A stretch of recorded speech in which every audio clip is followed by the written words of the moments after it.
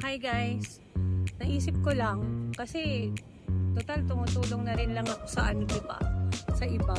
Nakapag-isip ako na bumili ng electric pan yung pang centralized, tapos hindi na daw kami gagamit ng aircon, ganun. Tapos lahat ng kapitbahay namin may electric pan na.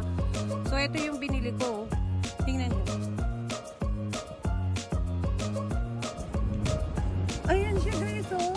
Yan. Ayan yung itsura niya. Pero may problema ngayon ako kahit nabili ko na to. Hindi ko alam kung paano ko siya iuuwi at ipapasok sa loob ng bahay namin. Paano kaya gagawin ko dyan guys? Ano laki diba?